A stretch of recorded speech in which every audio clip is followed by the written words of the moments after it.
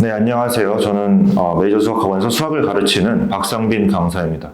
오늘 이 시간에는 저희는 수뇌고1 이번에 기말고사가 끝났죠. 기말고사를 한번 같이 리뷰해보는 시간을 가질 거고요. 일단 시험 보시느라 수고 많으셨습니다. 이번 수뇌고 1 같은 경우에는 저번 중간고사랑 비슷하게 학교 프린트에서 문제가 굉장히 많이 나왔어요. 12문제나 나왔거든요. 학교 프린트에서. 그러니까 쉬운 거를 제외하고도 12문제가 나왔으면은 거의 학교 프린트를 기반으로 항상 내시는 대비를 하셔도 된다. 이렇게 얘기를 해드리고 싶고요. 그 다음에 무엇보다 이번 범위가 그렇게 쉬운 범위가 아니에요. 그러니까 부등식, 여러 가지 방정식, 이런 것들이, 그리고 경우의 수, 이런 것들이 그렇게 쉬운 단원이 아닙니다. 그래서 어려운 게 좀 몰려 있었다. 이렇게 생각을 하시면 될 것 같고. 그래서 그래도 수뇌 고1 같은 경우는 그렇게 난이도가 높지 않은 편으로 출제가 되었기 때문에 여러분들이 느끼시기에 그렇게 부담스럽지 않은 시험이었다. 이렇게 말씀드릴 수 있겠어요.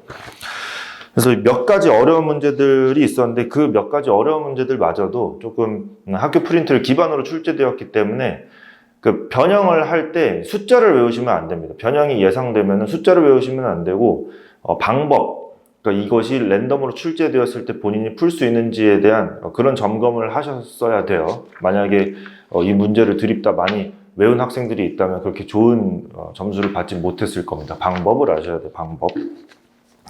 그래서 저희가 같이 한번 풀어볼 거는 객관식 17번입니다. 어려운 문제였고요. 이게 접근 방식에 따라서 계산량이 한없이 많아질 수도 있고 계산량이 한없이 적어질 수도 있습니다. 그래서 저는 계산량이 한없이 적어지는 방식으로 한번 여러분들에게 좀 소개를 드리려고 해요.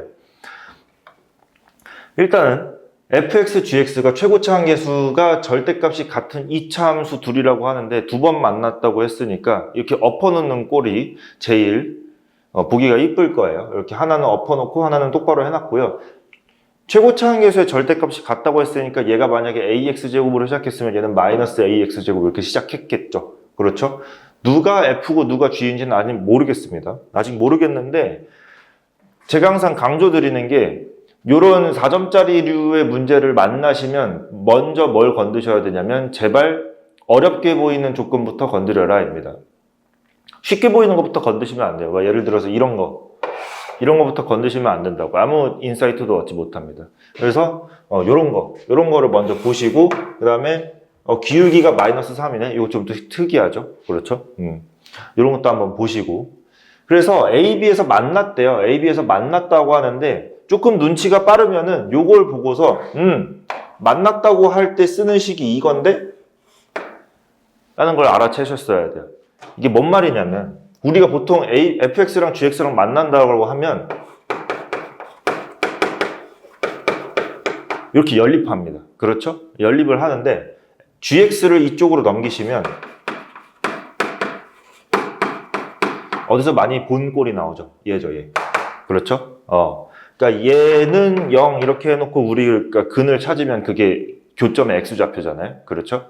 근데 얘가 이미 계산을 해준 거야. 이미 인수분해를 해줬어요. 친절하게. 어디서 만난다고? 마이너스 2랑 4에서 만난다고 이미 얘기를 해줬어요. 얘가. 그래서 우리는 굳이 fx, gx가 뭐고 연립을 어떻게 해야 되는지 고민할 필요가 없습니다. 얘가 해줬어요. 이걸 눈치를 못 갔으면 많이 고생을 했겠죠. 그래서 여기가 마이너스 2고요. 여기가 4입니다.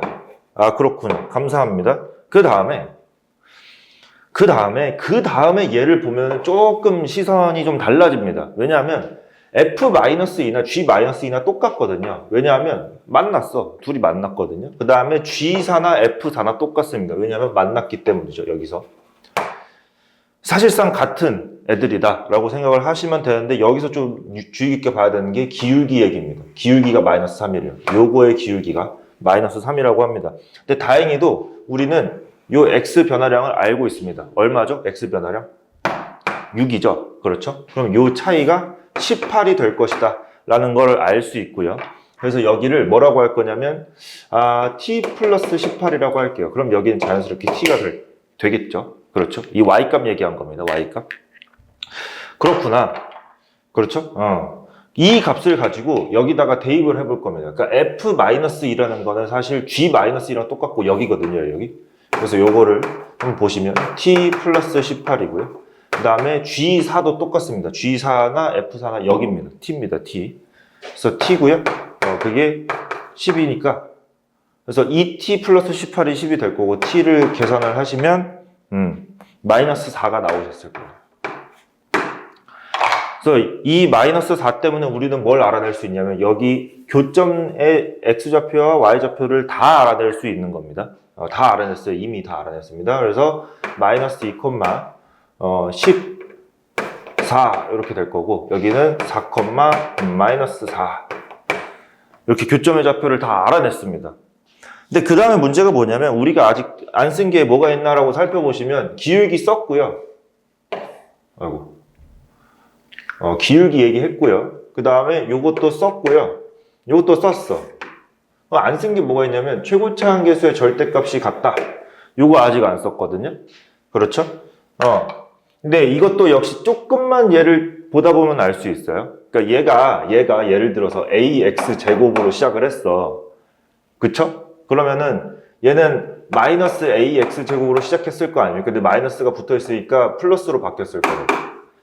그렇죠? 근데 그렇게 했더니 6x 제곱으로 시작하잖아요. 그러니까 a가 원래 얼마였던 거야? 3으로 시작했던 거겠죠. 그래서 이 친구가 fx고 이 친구가 fx고 3x 제곱으로 시작했을 거라고요. 이해되세요? 근데 여길 모르니까 px 플러스 q라고 해놓을게요. 근데 이렇게 해놓으면은 우리는 이미 지나는 점 마이너스 2, 14랑 4, 마이너스 4를 알기 때문에 x에다 4 넣고 y에다 마이너스 4 넣고 x에다 마이너스 2 넣고 y에다 14 넣고 해가지고 연립하면 p랑 q가 금방 나옵니다. 그래서 미리 계산해드리면 p랑 q가 각각 뭐가 나오냐? p는 마이너스 9가 나오고요. q는 16이 나옵니다. 그래서 fx를 구했어요. 그래서 f0는 금방 나옵니다. 얘 여기다 0 넣으시면 미안합니다. 플러스 16이 아니고 마이너스 16입니다.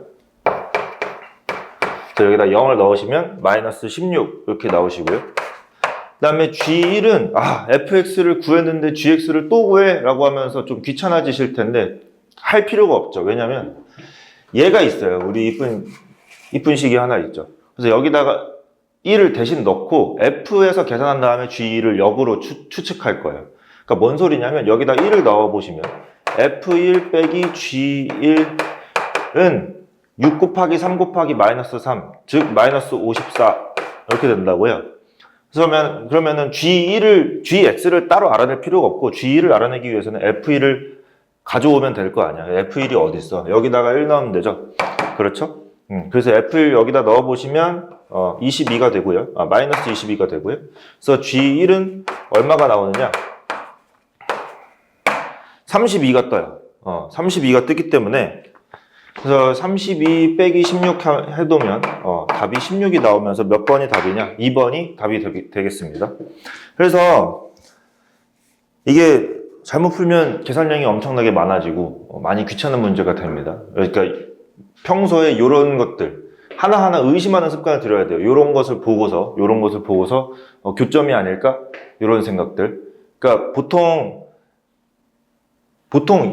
그 교점을 구하기 위해서 여기까지 가는 건 많이 하는데 여기서 역으로 추측하는 거 이거를 보고 교점을 구할 때 이걸 써 라는 생각을 잘 안 해요. P이면 Q이다는 많이 하는데 Q이면 P이다는 잘 안 한다고. 그러니까 그런 거를 응용해서 어렵게 내는 문제들이 요즘 많이 나오고 있으니까 그런 평소에 그런 걸 의심하는 생각을 좀 많이 하시기를 바랍니다.